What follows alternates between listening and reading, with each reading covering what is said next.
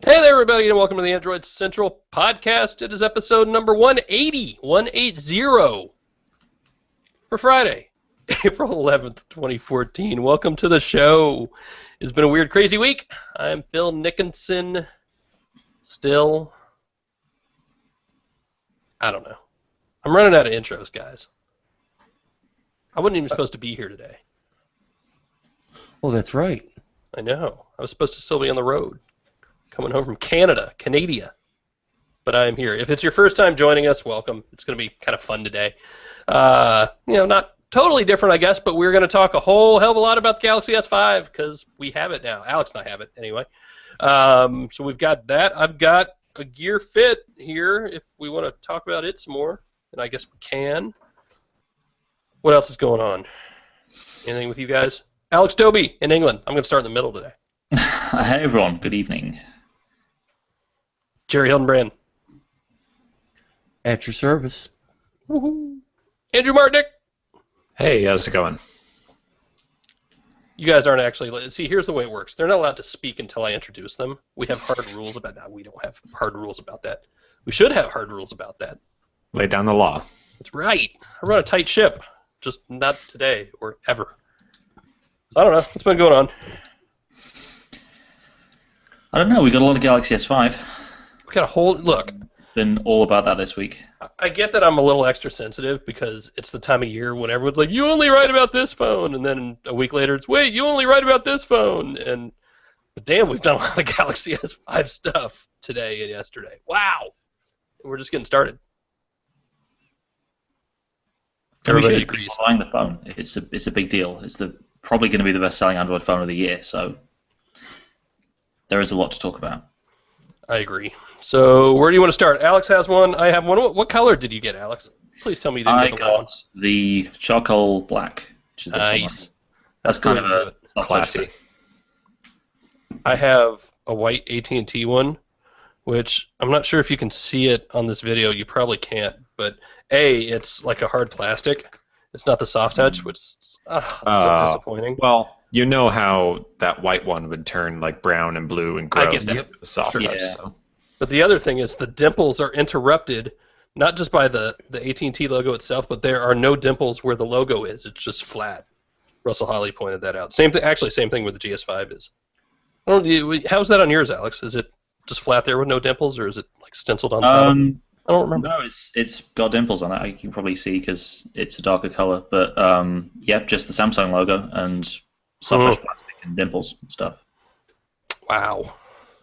So that's that. Apparently, I hate this phone. If you read the comments, go in the forums or something. I like this phone actually, and I'm still trying to come to terms with that, guys, because it's not grossly different than the Galaxy S4, and I was lukewarm on it. There's something about this that I like. I'm not sure what. I think it's the fact with the Galaxy S4 you had so much stuff and you're almost beat over the head with features because they're around every corner, whereas with this it's a little bit more subtle and you have to drill down into the settings a little bit more to find some of the extra stuff. And in some cases, some of the features just aren't there in the US versions because the carriers don't want them there. Yeah. So I guess we can talk about the what's it called? Download booster mode, which is kind of strange, and I'm not sure why you'd want to use it. But I what it could basically does. swear back at Mobile World Congress when we were first talking about this that I said out loud at some point, and I thought we recorded it, that there was no way the U.S. carriers were going to let this happen. We need to just record you at all times at all trade shows, Phil. We should. I'm sure you did, that's something we all just knew. Yeah. And sure enough. I mean, the other side of it is it's kind of a weird, useless feature. I mean, if you're on Wi-Fi, then why would you want to... I mean, okay, maybe you're on public Wi-Fi, which isn't great, but why would you want to boost that with LTE, which is always going to be a very, very finite resource? It just seems like it's something that's there because they can do it rather than because it's actually going to be useful to people. But I mean, on the other hand, it is kind of cool to have this big download bar coming up and telling you you're getting 100 or 110 megabits per second. Wait, you don't get that on Wi-Fi like I do all the time? Ooh. Listen, Seattle boy. Well, I'm just trying to determine the right speeds and the slowdown on the memory path. I figure anything above 40 ain't going to make a difference anyway. So Well, here's the thing: it's enabled for downloads. It's called Download Booster, right? So it doesn't work with streaming. It doesn't work with YouTube or Netflix or anything where like it that. would help. Yeah, it doesn't. It doesn't work in speed test, for instance. But if you're downloading something to the SD card, like I just tested Google Play Movies, downloading an entire like 1.5 gig movie to SD storage, and it seemed to be getting the full 100 megabits and pushing that onto the SD card. So, I mean, I guess you're right that if you have lousy internal storage, that's not going to matter Right. much because you're going to have a bottleneck before that. But I'm guessing somewhere probably around 40, 50 megabytes is. Anything after that, you're going to see a lot of placebo. Not that it doesn't feel good. I mean, I love me some placebo, just like everybody else. But that's not. Don't take the fact that Verizon and AT&T and Sprint are blocking this as a reason to start petitions and not buy the phone. It's not the end of the world. Well, the reason why they're blocking it is because they're saving themselves customer support calls in the future when somebody's on Wi-Fi, and traditionally that means they're not using their data plan, and all of a sudden, a third of the Right. file they just downloaded came from mobile. I mean, it just makes sense on anywhere that they don't have regularly available unlimited plans. Right. I downloaded Season 3 of Game of Thrones at Starbucks on their Wi-Fi. Why did it use all my data? Hmm. Or if you did that, why were you there for like 30 days? Mr. Hildenbrand, you need to leave. Seriously? I guess that's the first time you've heard that. Yes. I like, you know what I like? I like, especially coming from the M8, how much easier this is for me to hold. See, I'm kind of have mixed feelings about that because I've got a silver M8 here now, and I think it's still kind of a little bit more slippery in the hand, a little bit more slick than your average plastic phone, but this, the silver finish, the more matte texture, I think is much, much easier to hold onto than the gunmetal with its sort of glossy brush texture. On the M8. Okay. But no, definitely especially the black one with the soft touch back, much, much easier to grip onto, and the flat sides as well. Yeah. Make it easier. And again, that's not to say I terribly dislike the feel of holding the M8. It's a very different feel. I've certainly gotten used to it. I don't know. It's just something about it. Maybe it's more familiar. Is it thicker? Or not physically thicker, but because of the rounded and beveled back, it may feel thicker on the edges. Maybe. I think there's more of. I'm looking at it now. I think there's more of the M8 that is thinner, if that makes sense. Because Yes, that's exactly what I'm meaning. Yeah. The M8 has that gradual curve along the entire back, whereas the S5 is flat and then sharply curves off. I mean, don't forget with the S5 as well, a lot of the bulk has got to come from the fact that it's water resistant. Mm-hmm. That's why you got the back is thicker, the battery. And I wouldn't say like flat, not out and out bulk. This is not a thick phone. It really isn't. Actually, when I got it, I was surprised how kind of not bulky it was compared to what we saw in Barcelona. I remember picking it up for the first time in Barcelona and thinking that it was kind of, maybe because I'd seen the S4 right before it, but thinking that it was kind of a bulky bezel-y phone. But it really isn't when you compare it to what's out there right now, like the M8. Here it is next to, if you can see on the camera, here it is next to the original Galaxy S. Do you have an S4 active there by chance, Phil? Somewhere. Hang on, let me see if I can find it. Because that'd be interesting to see. Go. There it is. Waterproof last generation versus. He's going to disappear in that box. That's for active. You can see him again. This S4 Active definitely feels that it is thicker. It absolutely is thicker. Yep. Yeah. Yeah. And I'll use the word waterproof. You all can write email Phil. and It's tell him it's not waterproof. I mean, the S4 Active was also IP67, Mhm. and so's the GS5. I mean, when I was talking with Samsung the other day, they said, look, it's IP67. We're positioning it as water resistant. The idea is to not, don't go swimming with it. If you do, it'll probably be okay. But like, that's not how they're advertising it. It's really just, oh crap, I dropped it in the toilet. Should be all right. Oh crap, I dropped it in a puddle.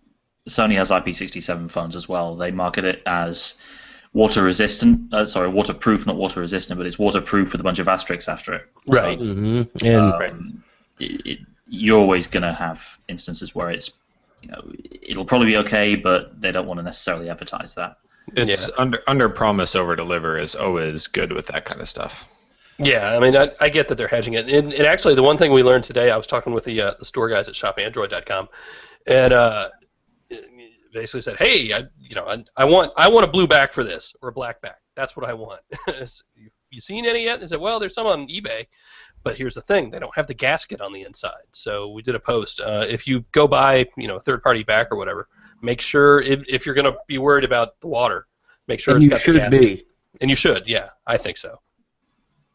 It's fun to throw your phone in an aquarium or a swimming pool and take a picture, but like Phil said, when you're standing there at the your favorite nightclub and your phone slips down in the urinal, that's nasty. That sucks. But it sucks a whole lot less when you can bring it out, wash it off, and keep using it. I think I'd just leave it there. I might too, but not everybody would. It's $600. You wouldn't fish $600 out of a urinal or a toilet. A lot of people would. Depends on the I'm not bar. gonna do it. If I was in like LaGuardia, no. If you ever been to LaGuardia. What else? Fingerprint. Let's talk about the fingerprint scanner, Alex. I heard from a lot of early people who had the phone and did early reviews that the fingerprint scanner kind of wasn't too great. And I've used it briefly. It seems to work relatively well. My biggest problem is the position of it makes it very difficult to use one-handed. And that means it doesn't necessarily read your fingerprint as not you, which will be a big problem, but it tells you to re-swipe it because it didn't read the whole image of your finger because it's kind of far down. You have to sort of twist your hand around like that to do it. It's not something I would use for lock screen security personally. I think it's probably going to be easier and more effective for stuff like purchasing through PayPal or whatever. It's going to be easier than entering a password or doing two-step authentication or whatever on a small device. Richard Devine just said in chat that Verizon disabled PayPal. Is that true? What? Ooh.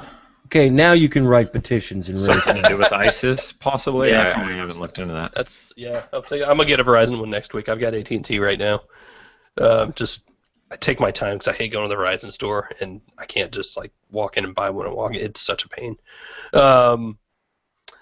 Yeah, the camera. I mean, look, we knew that was going to be the big difference between coming from the M8 over to the GS5 and the camera. I mean, Alex, you're pretty impressed so far? I've been very impressed with it. I still need to do some more tests and stuff like low light, but just based on the basic photos I've taken today, I've done panoramas, done some videos, and it's impressive. It's fast. Whether it's as fast as the M8, I'm not sure, but it's close. And for the massive difference in image quality you get going from the 4 megapixel ultra pixel setup on the M8 to a full 16 on the S5, that's a pretty huge difference when it comes to the amount of detail you can capture. And of course, you have all the modes from the S4 arranged a little bit more intelligently. You have Shot and More, which incorporates a bunch of them into one. So you just use that one mode. It shoots a bunch of different kind of stuff, and then it lets you decide what sort of shooting mode you want to apply after it's already taken the shot. So you're not messing around in menus too much. That photosphere you took, surround shot, looked beautiful. It's really easy to use as well. I think it's probably maybe on par with HTC on speed, but it captures an insane amount of detail. I think the two I took today were 52 megapixels each. That's huge. That's too much. You got to keep that under 10 or people aren't going to want to share it. More megapixels! Look, I mean, you're sharing those online anyway. But yeah, I mean, Google Plus. I think Google Plus is pretty much the only way you can share those now anyway and have the full wraparound effect. And Google Plus handles massive images pretty elegantly anyway. Yeah, but here in the States, a lot of people are buying that phone with a 500 megabyte data plan. Yeah. Sure. That kind of stuff just scares me because I know my mom, Phil's mom, your mom, Andrew's mom, buy a phone, AT&T tells her, oh, sharing pictures, email, Facebook, 500 megabytes is all you need. Yeah, and these two shots for, I think, 18 megs each. Yeah. So, The software, and I think I stand by what I said after Barcelona was it's still TouchWiz, but it's a flatter TouchWiz. I'm not going to say it's a lighter TouchWiz. I just don't dislike it as much as I did previous versions. I like kind of the flat design to it. Jarian was just going off on me about this actually. I like it. I like the quick settings, just the the buttons with the insets. I like the settings menu. Someone on our forums was saying yesterday, you managed to get one early, that it doesn't really look so much like TouchWiz anymore, but it still feels like TouchWiz. And I kind of get what he was saying today, or yesterday rather, when I picked this up, that the animations and the interactions and jumping from apps between screens and stuff still feels a lot like what you get on the GS4. Not as laggy as the GS4 was out of the box, but the interactions, it still feels like there's kind of a flow to it, but that sort of almost gets in the way sometimes because you have to wait for the animations to finish before you get into apps, almost like iOS 7 was when it first came out. I found a couple spots where I would not disagree with that. And I think I just noticed because I was looking for it a little bit. And because we've both been using the M8. Which is the M8 is faster than anything out there right now, in touch response, in app load times, and just in animations and fluidity. I'm really, the other thing that's getting me, and I talk a lot about this with the M8, it's just the bloatware that's on this. Let me just see if I can find all the AT&T apps. AT&T Family Map, AT&T Locker, AT&T Mobile Locate, AT&T Navigator, which I still have never, ever, ever used. Caller Name ID, I don't know if that's AT&T or Samsung. Same with Drive Mode. You guys and your carrier branded phones. I know, right? Mobile Hotspot, Mobile TV. I mean, it seems to be pretty standard that there's going to be a dozen apps from Verizon or AT&T. It. Look at my face. Start buying unlocked ones, Phil. That's what I did. That's the M8 I got because I saw what, especially after the M7 got the 442 update, and suddenly Beats Audio is the Beats music player is built into the ROM now. It's like, no, stop it, AT&T, just stop it. And for me, it's beyond. I mean, those apps can be disabled, right? And you can, some of them you want, like the mobile hotspot and whatever. But the biggest thing is when the differences in the ROM turn on Wi-Fi for you when you're near a Starbucks and bug you all the time to turn it on, and they do all this weird GPS stuff, and it's like you've completely changed how the phone works. I mean, you already screwed the app tray. At more to the point, you've got a 16 gig phone with maybe 10 gigs free, and then AT&T starts eating into that with apps that you can disable but not completely uninstall. So, and I really should have done a post on this, just because we made a big deal out of it after MWC.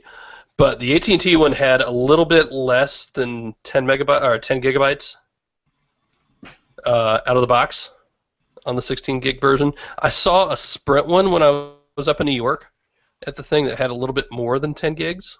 I need to go back real quick. Did it have the twirly spark icon in the bar? Yes, it did. Sweet. You know it did. Oh, by the way, the Sprint version with Spark does not do simultaneous voice and data. So it's 2014, and we're still having that conversation. Neither does the M8. Doesn't? Okay. Yeah, I mean, so it's a Spark thing, but I'm trying to find that post on how much storage we saw in Barcelona, and yes, some of it in Barcelona had demo crap on it. I think it was like 8.5 free or something. Yeah, the one I have here is the retail version of the one we looked at in Barcelona, and there's I think about 10 out of the box that you get to play with. I think they gave the excuse on the demo ones at MWC that there was a bunch of other stuff loaded on it, but it was under 9, I think. So it's good to see that the eventual retail ones are over 10. Well, now the other side of that coin is they made a big deal about it was demo stuff. All right, so 16 gigabytes available. 1 gigabyte of that was demo stuff. You still have filled your space with 6 gigabytes of TouchWiz. Yeah, all right, so I'm looking at it now. The available space in the one we saw in Mobile World Congress was 7.86 gigabytes. Oof. So yeah, so you get you get a gig and a half, 2 gigs back, and that's good. I'm not going to turn that down. But on a 16 gigabyte device, it's still a really big chunk.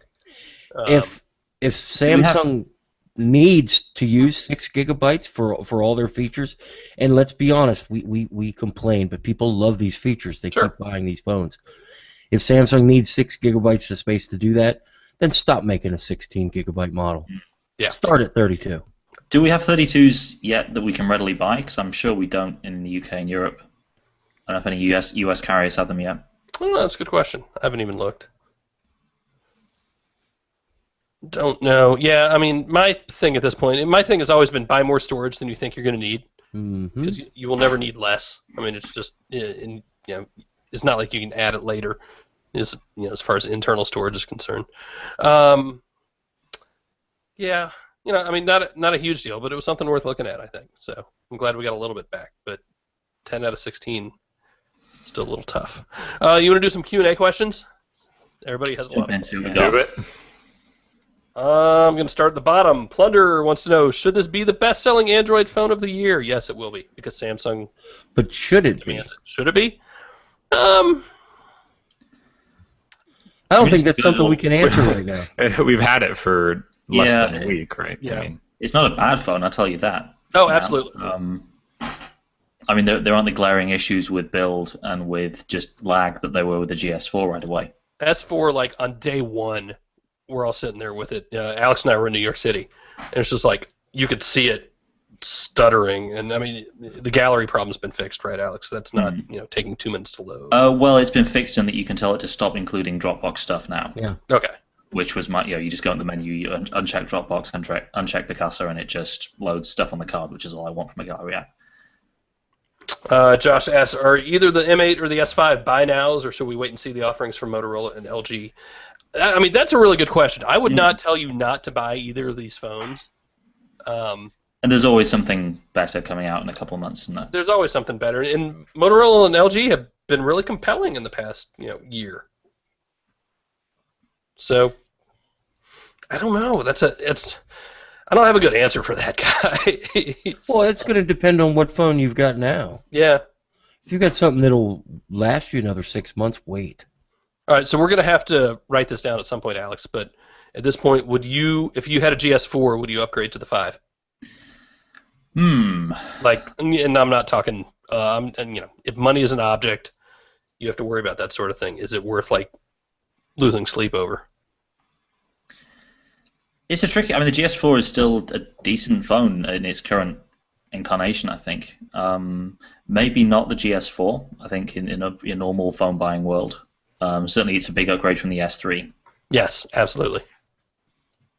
Which Absolutely. would be what a lot of the people on a 2-year contract are just getting ready to move away from.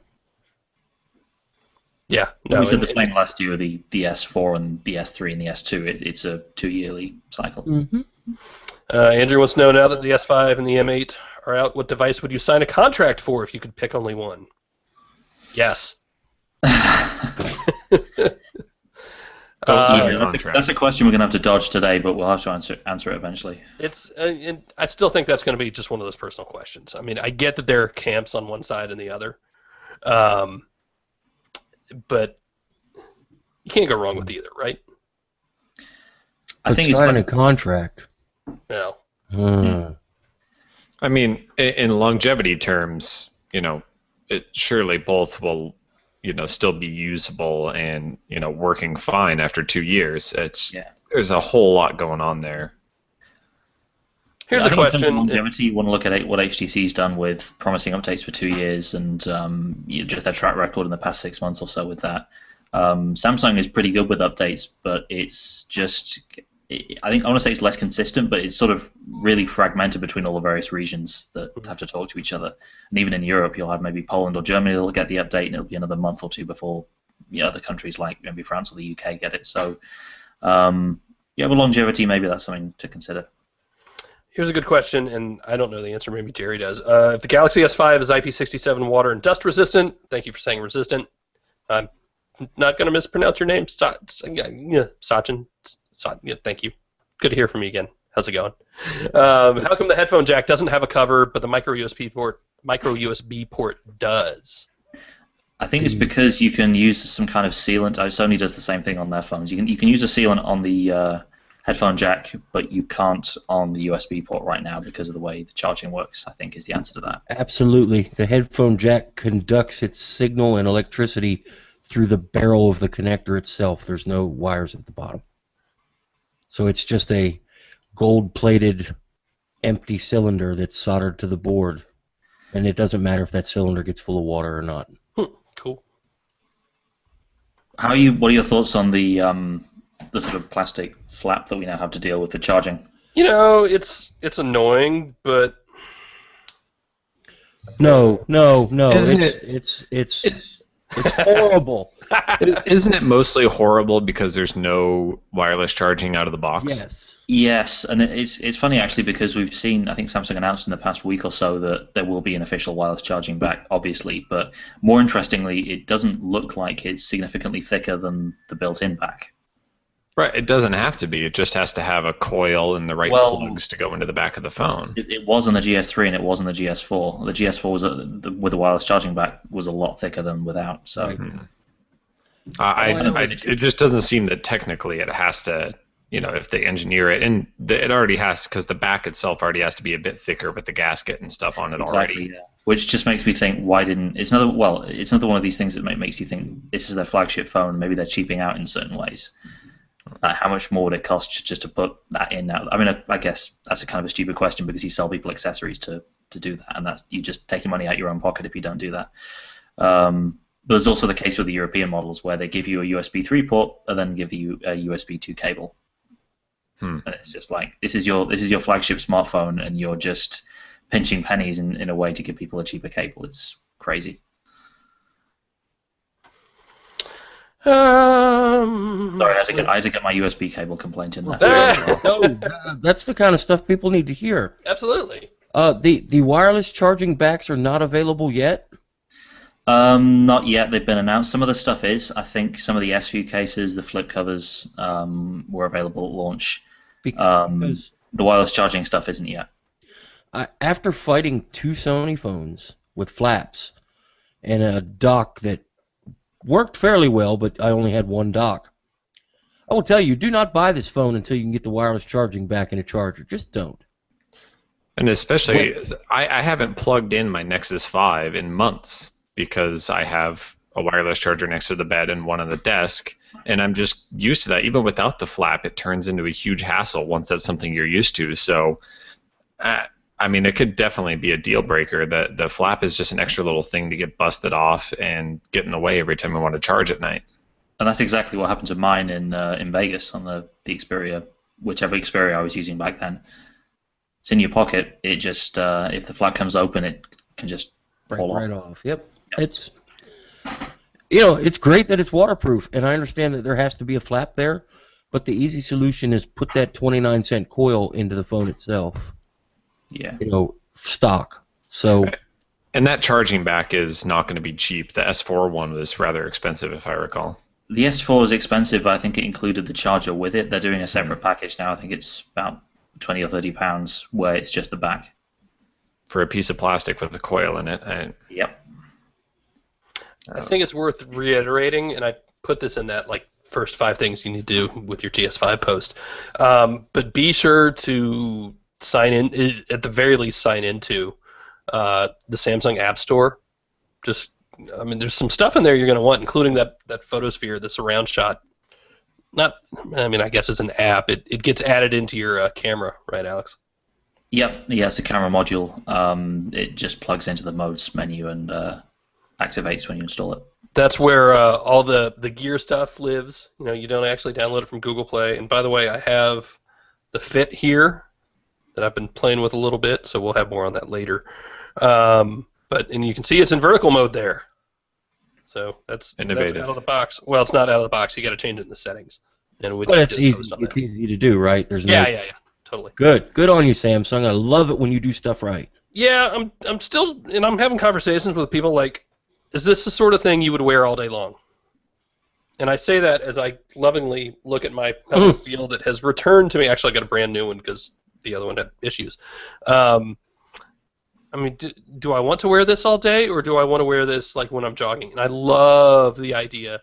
You can do it with the Fit, and you can do it with the Gear too. Love the idea of just loading up a little bit of music on here, and then not having to have a phone with me to listen to music over Bluetooth while I'm running, if I start running again.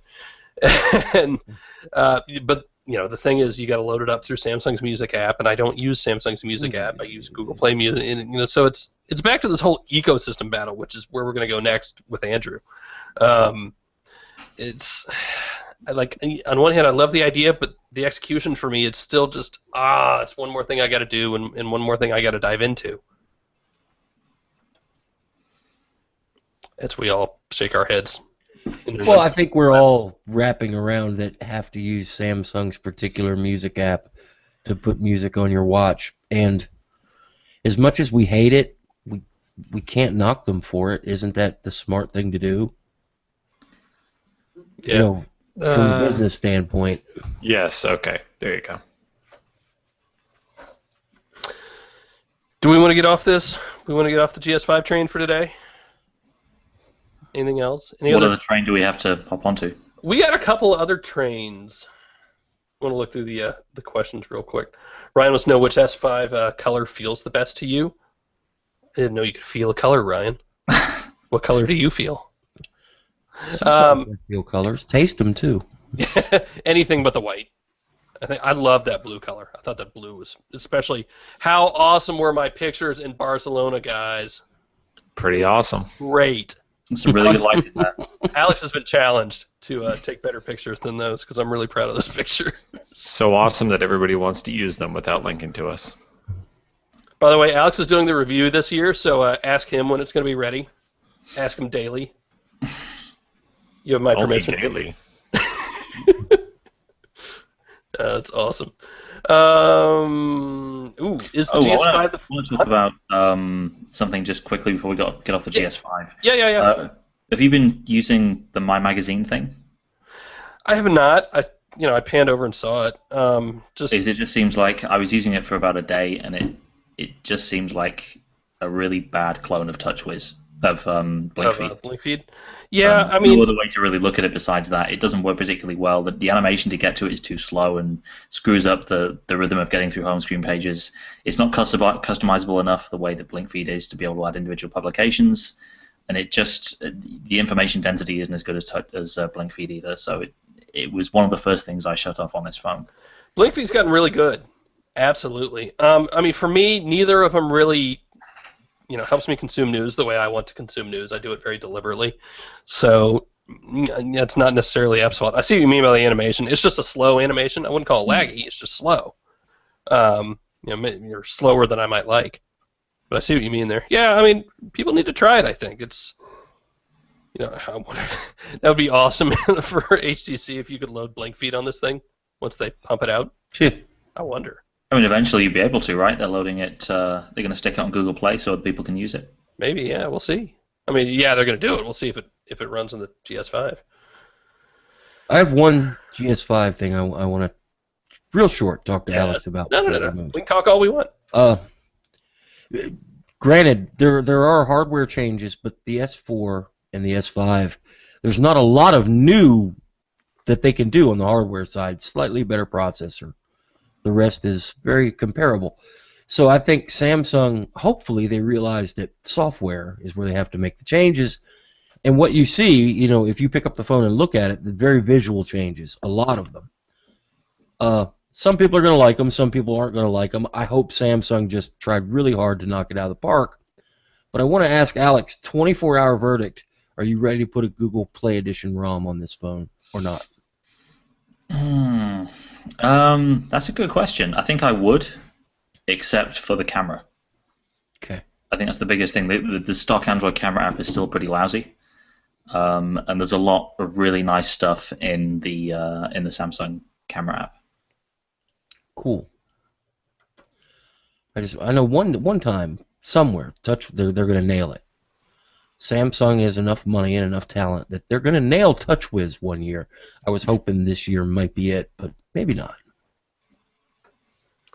Yeah, I think I'd probably fall in that same category. Because I didn't really use the GS4. I used the GS3 a lot. I used it a lot as Samsung, and I used it a lot as a CyanogenMod back in the day. So I don't know. And on the hardware side, Samsung's got it nailed. Let's face it. Absolutely. You're not going to buy better hardware. You can fuss and fight about plastic versus metal or removable battery, and you can sit there and wank all over the internet and cry about that. But when it comes down to it, Samsung has nailed the hardware. It's perfect. And I still disagree when somebody says, well, it's just an iteration. Well, so what? Well, so is everything. So Right. is the M7 to M8. So is Right. S3 to S4. Yeah, I mean, you don't The reinvent iteration, the that's a wheel. big change over time. Yeah. Do not reinvent the wheel when it's rolling just fine. Well, and you can tell the hardware designers at Samsung are geniuses. What did they need to address from the S3 to the S4? The screen. Yep. From the S4 to the S5, they didn't forget about the screen. It's still a much better screen, even though the S4 screen was good. Well, the So S4 it's- screen was pretty good. The Yeah. biggest change that I've noticed is actually brightness on this. The S4 was always kind of challenging in direct sunlight, to the point where if you had the white one, you almost couldn't see it sometimes, just because the screen was kind of dull and the trim around the edge was so bright. With this black S5, it's much easier to use in direct sunlight. I think it's almost matching up to where the M8 is with its LCD. And that means a lot. That's saying a lot. We haven't really talked about the fitness stuff insofar to say I like carrying music around on this and not having to carry a phone with me. What about the heart rate sensor? I mean, I just don't see that as something I would want to use day to day at all. Yeah, I don't think that's would- anywhere mainstream yet, and yeah, you could argue that it's using a very small amount of the portion of the outer hardware, that you can just ignore it if you want. And we've heard Samsung people in the past saying that we know most people aren't going to use all the features on this phone. We offer them for the people who are going to use them. But yeah, And I think the S Health app is beautiful. They've done a really nice job on that app. it looks really nice. I haven't dived particularly deep into it just yet. So I've tried out the heart rate sensor. It got a couple of accurate readings and a couple that looked like I was about to die. But we'll have to see how that progresses over time. I've only taken a few readings with it yet, so we'll see. And the pedometer was another one we talked a little bit about, the thing I was at the other day. Do I want a pedometer that is, I was going to call it mission-oriented, like, hey, I know I'm going to go out walking, all right, I'm going to turn the pedometer on, or do I want something like a Fitbit that's just going to be reading me all day? And in fact, I think the Fitbit app does that on the M8. I'm trying to remember. I need to... It does, yeah. Yes. Yeah, because I switched from the phone to a little Fitbit 1, which I need to find again because I've already lost it. I'm convinced I love having that like actually on a phone and not a secondary device, especially one that just sits in my pocket because I'm going to lose it. But on the S5, it's something you have to start and stop.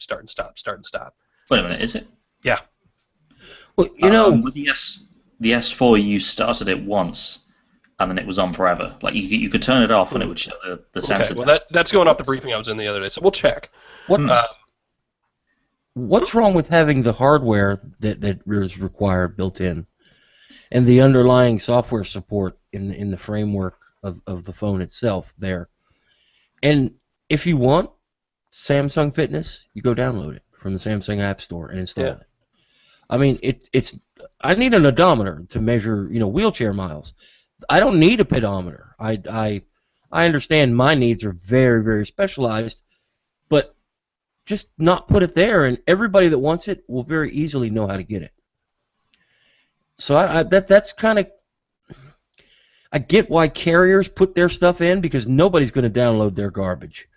It's only ever used because it's there. But Samsung makes a lot of stuff a lot of people use, and if they would just put it available for download, people would download what they wanted and I think be happier. Phil wouldn't have to stop and start his pedometer, and he could use his Fitbit 1. There's a lot to like in this phone. There really is. I don't think I would absolutely not recommend this. I would absolutely not recommend this phone. Well, I would say people need to get a wireless charging solution so they don't break their flap, because to me the biggest new news is the waterproof. It's a big deal. Yeah. We're going long today. I don't care. I want to talk about Fire TV a little bit, and I want to hear a round of applause because I said it right the first time. What? You didn't say Kindle. It can't Thanks. be right. Oh, God. I got one this week when I got back. Andrew's got one. You've been knee-deep in it, man. I haven't heard from you in like 4 days. Yeah.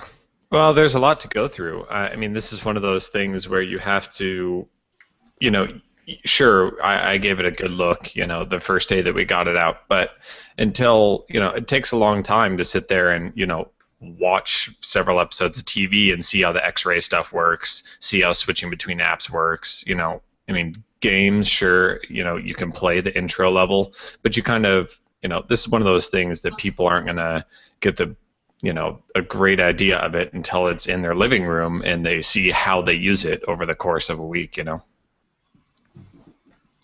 It's nice. There's a lot to like there. It's really small. It's tiny. Mm-hmm. One thing that I've noticed, I was going to ask you, Phil, now that you have one, is I've noticed that mine gets quite warm even when I'm not using it. Have you noticed that? No, but I'm not sitting on it. No, but you notice, like, I've just wondered because, the light is on when it's on. Right. And when the light turns off, you think that it's just going to be, just hanging out, idling. I'll put my hand on it and it's warm like I've been using it. And I'm not sure. We'll see if my power bill has doubled this month or something. Have you found the games to be laggy at all a little bit? And it's a little weird. Like I was playing Ski Safari last night, and it's a little weird to do it with a remote. I need to charge up a controller. But I found a couple of them to be just a little laggy on me. Like input lag or almost like it was doing something in the background, and maybe it was because that was pretty quick on boot that I was diving into it. But almost like it was downloading apps in the background and struggling a little bit. I don't know. We'll see. I'll keep playing with it. I haven't noticed that. I've played a lot of the first-party Civ Zero game, which is a first-person shooter tower defense kind of combo. I play that while listening to Pandora in the background, and I haven't noticed any visual issues. I could say the apps take a little time to launch if you've gone through and started downloading 3 or 4 games while you're those are downloaded and installing while you open up another one. But I haven't noticed that. It seems like there's plenty of hardware there to run graphically intensive games. The hardware's there. It's going to be how they built the software around it. Man, it fires up like movies and TV and stuff, especially the Prime stuff, just like that. Yeah. I mean, it was worth the $99 just for my daughter, my 3-year-old, to not be like, Dad, I want to watch Dora. What do you put Dora on? I'm putting it on. I have to boot up the Xbox. Dad, where's Dora? You're not putting on Dora. Hang on, I got to get to the Amazon app. Dad, where's Dora? You're not putting. Hang on, I got to go find Dora now. It's just there, and the voice search is really, really good. Yeah, the voice search is. I've had it miss what I wanted once in this entire week, which is crazy.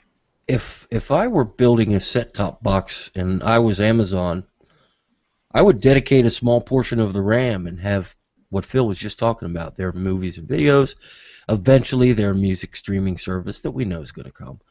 Have that on a RAM disk. It's instant when you push the button. It's real close now.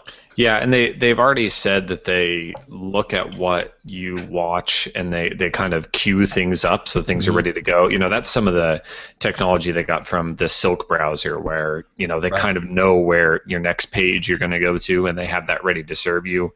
Right. If I'm watching Family Guy's episode 1 and 2, they load 3 while 2 is playing. Exactly. And, good idea. It makes sense. And if they're smart about it, they want, it's already extremely clear to me, or it should be clear to anybody, that they want the Amazon content to be there first. When you voice search, it doesn't pull up Netflix results, it pulls up Amazon results.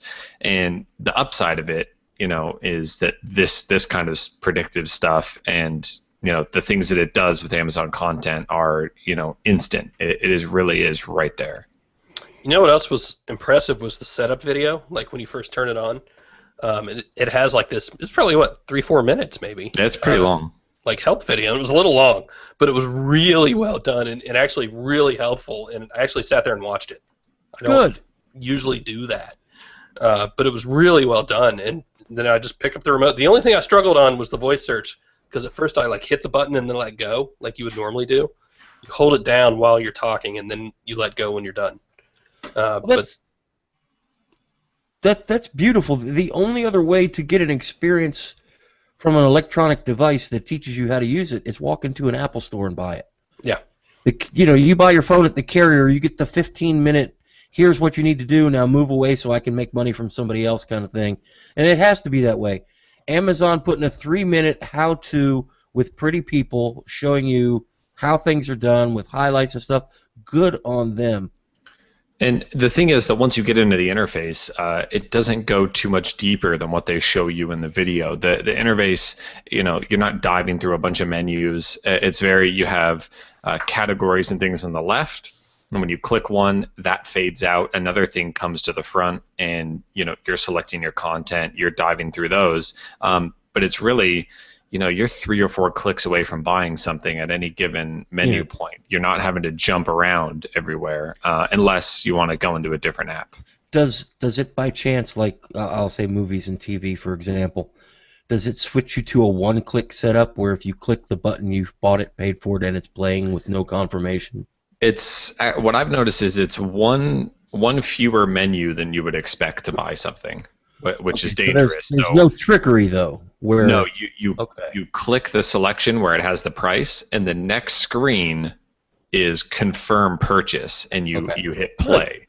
So it's not like it's you're through the menus and you've just bought something in the menus, but there's no confirmation screen beyond that. Is what I mean. And you can put a pin protection on it, so your kids can't be buying stuff. It's still better than the Amazon website app for Android that forces you to use one-click settings, and if you click the add to cart button, it's bought. Your credit card's charged. It's shipping.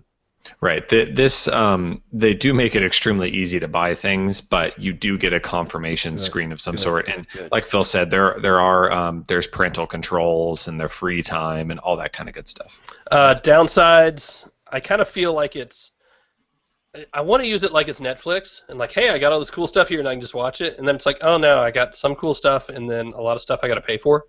I have to. Right. And that's just the confusing thing about Amazon that's really weird is that you can pay for Prime, but some things are still paid. Yeah. Above that. And then when you don't have Prime, you can still buy things. It's just you don't have some of the free stuff. And it's it kind of feels a little nickel and dime, whereas Netflix is you pay and you know that everything is there, that everything that's there is free. And of course, there's also some content lacking, HBO Go and things like that. And at the same time, Netflix isn't delivering packages to my house, so I get that price discrepancy. It's Amazon's ecosystem, so nothing there. And then the big thing, and I think the thing that we tend to forget is the same reason that Alex has been quiet for the last 10 minutes: U.S. only. Mm-hmm. Yep. Yeah. They've got to fix that. Something's got to be done. And that's been the case with the Kindles as well. It's just kind of they can't make the deals. So selling the Fire TV in Switzerland it would just be a dumb box that's just connected to the internet but wouldn't do anything because they don't have any of the content deals to push all the stuff over there. So I realized that they could figure that out and they should figure that out. But that's the reason why they don't push out the hardware ahead of time, because the hardware doesn't mean anything without the content deals behind it. If Google can slowly but surely work out content deals internationally, and they're not doing it nearly fast enough. But you don't think Google when you think retail giant. You think Amazon. Amazon has to be as capable as Google and has to work on it faster than they are now, because there's a whole big world out there. And I'll tell you what, if the next version of Apple TV is a Kindle Fire TV and it works just like that, and you can even install small games to it, and they sell it in Europe and Asia, the Fire TV will never ever have a foothold there. It's going to be too late. Right, and you make the interesting point about Google Play, where Play movies, TV, music, and of course apps are in a lot of countries now. We've seen double-digit country increases in where content's available in the last few months. Some kind of a Android TV, Google TV replacement comes out, and they sell in the same countries. It's the Fire TV. Obviously, if it's not there, then there's no competition. A lot of questions in the Q&A right now about do we even need Android TV at this point? Yes. I say yes, because that's a whole nother ecosystem that Amazon doesn't touch and that Apple TV doesn't touch. And right. The idea of a Fire TV, except for it plugs into Google Play instead of Amazon, it sounds much more appealing to somebody like me that already has the content built up in there. Andrew, careful! There's a woman behind you. Hi, Maria. Well, what I that say, joke is funny. Sorry. imagine the people who make your favorite tablet or your favorite phone. Don't you want them to make a set-top box and do it in the way that you like, so it looks how you like and has features you like? That's what Android TV is going to do. It's Google teaching OEMs how to build set-top boxes. Yes, and I wanted to do Amazon, damn it. Well, I don't think you're ever going to get that. I know. I've resigned myself to that, unfortunately. Fire TV is definitely better than this Blu-ray player I bought, though, in terms of in terms of the digital stuff, streaming, and much better. Well, that's the thing. Fire TV is pretty much setting the bar in terms of speed and performance. I mean, it's way beyond anything else, especially beyond a Blu-ray player or a smart TV. Yeah. What else do you guys want to talk about? Chromecast and Sonos, that's a big deal. I finally bought a Sonos last night. Don't tell my wife. Nobody's going to tell her. They're all typing right now. That silence is. I could hear it. I just have no need for a Sonos, but it's pretty cool if you I don't either. need to do that. It's awesome. No, that's a big deal, though. That's because you can go straight from Google Play Music to Sonos. So that is a good thing. That's a really good thing. I like seeing that. Anything else big this week? What have I missed? I was on the road 2 days. Nothing? T-Mobile's doing things like they always do, lowering prices and giving free data away. Fair enough. All right, I'm going to pick 5 more Q&A things to go through. Thoughts on the Sony Z2 being delayed for lots of people in the UK until early May, yet Samsung gets the date spot for the S5 and the HTC cell on the day of the announcement? Kind of sucks for them. Some retailers in the UK are getting it next week. Broader availability isn't until May, and actually some countries delayed until June, so I guess someone screwed up the supply chain there. I mean, it happens. It's not great for Sony because they announced this at the end of February, and they're going to have to... It's been knocked back to the summer when, if they're doing a 6-monthly release cycle like they tend to, that's budging closer towards September where they're probably going to have a new phone. So, yeah, not great for them. Not great for people looking to buy it. Obviously, the S5 and the M8 are out now, still both great choices, and we'll have to see what's going on with the Z2 later on. Daniel asks, do you think smartwatches will keep people's phones in their pocket? It will be annoying when you're surrounded by people with their faces buried in a smartphone screen. Is it any less annoying when I'm going like this all down? It's the whole glass argument, and it's kind of you're going to be distracted either way. I mean, it's just the perception that they're paying attention to you if their phone isn't out in front of their face, and that's no better. I agree. Yeah. Ben writes, how does the GS5 handle apps that still need the legacy menu button? And it actually tells you this when you first press the task switching button. You can long press it and it'll do the same as the legacy menu key. So if you have an old app that needs that functionality, you can do that. I don't think I have any apps on here at all anymore that need that. It used to be that Samsung's own TouchWiz apps, you would need to use the menu key to get to certain things. They've now been changed, obviously, because there's no menu key anymore. So that's basically no longer an issue. If you do have an old app, you just long press the task switching key.